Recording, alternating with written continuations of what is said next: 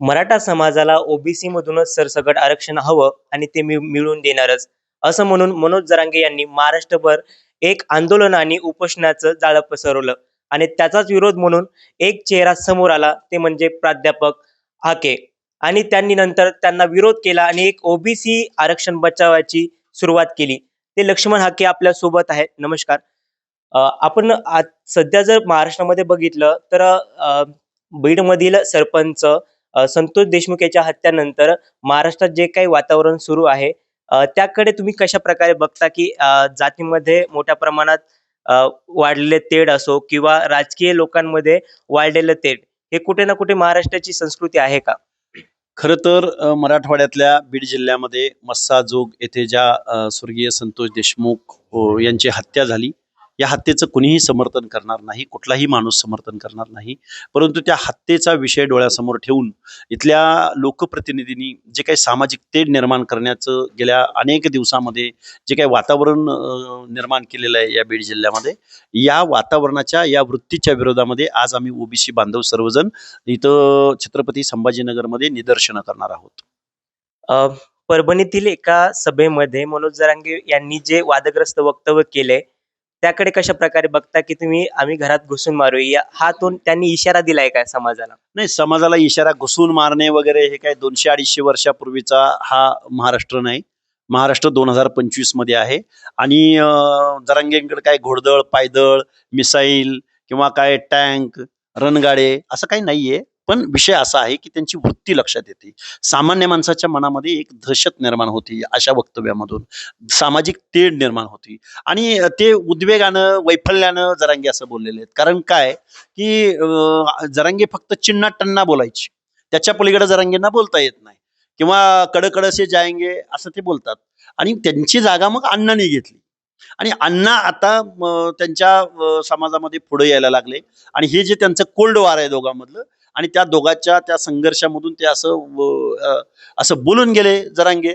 पण मला वाटतंय असं जर घुसून मारू असं वगैरे असं जर बोलत असतील, कोण कोणाला कमी नसतं. पण सामाजिक विद्वेष निर्माण होऊ नये याची जबाबदारी जरांगेंनी घेतली पाहिजे असं मला वाटतं. संतोष देशमुख यांची हत्या खरंच खूप क्रूरपणे करण्यात आली आणि ती दुर्दैवी आहे. पण या हत्येमागे आता कुठे ना कुठे जातीय राजकारण येतंय का?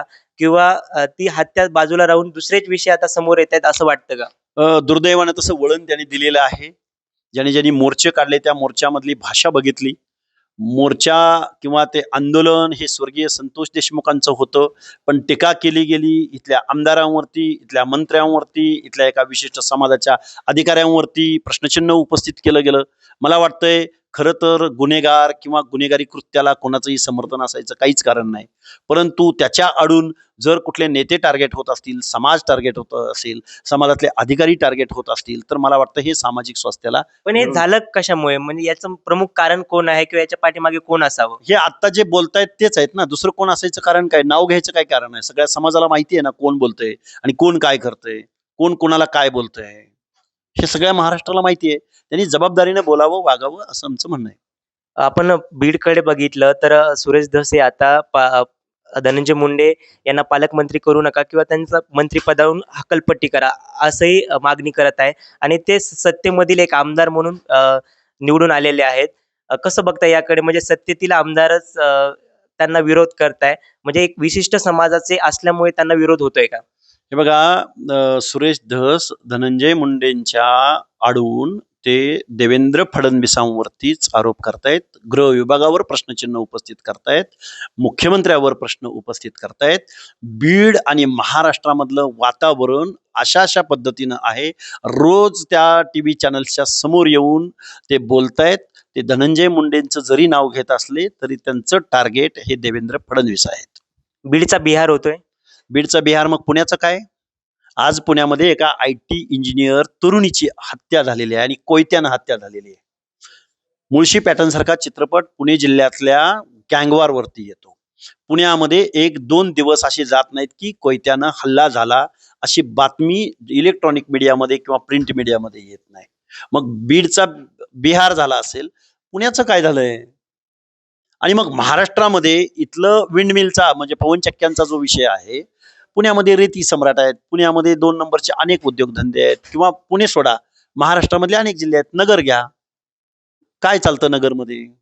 या सगळ्या गोष्टी आहेतच. मला वाटतं या महाराष्ट्राच्या मुख्यमंत्र्यांनी गृह विभागाचा कारभार त्यांच्याकडे आहे. आमचा त्यांच्यावर विश्वास आहे. त्यांनी पुढे आलं पाहिजे आणि ही सामाजिक तेढ निर्माण झालेली आहे ती थांबवली पाहिजे. आपल्या स्वपक्षीय आमदाराला समज दिली पाहिजे. जबाबदारीनं वागण्याचा सल्ला दिला पाहिजे. शेवटचा प्रश्न, राज्यात चालू असलेला मराठा आणि ओबीसी वाद हा सगळ्यांसमोर आहेच, की तो स्पष्टपणे दिसतोय. पण हे कुठे ना कुठे कमी व्हायला हवं ना, कारण की महाराष्ट्रात जी आपण संस्कृती जपली जाते, की सर्व समभाव आणि सर्व जाती मिळून आपण राहतोय. पण दुसरीकडे अशी परिस्थिती निर्माण होते, की एकमेकांना कट्टर विरोध आपण त्याला म्हणू शकतो.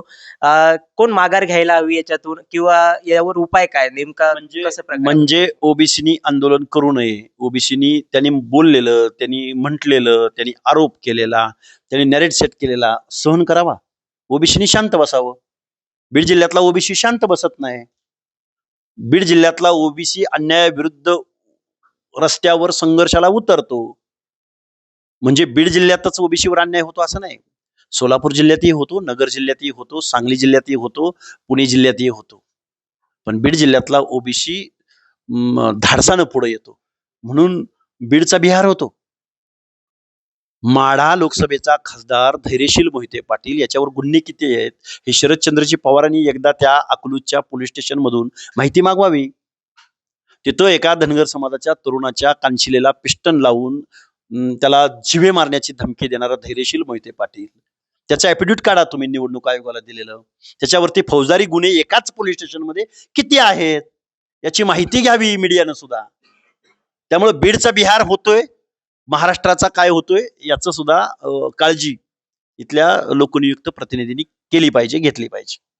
हे होते लक्ष्मण हाके. मी राम बुधवंत, नवराष्ट्र न्यूज, छत्रपती संभाजीनगर.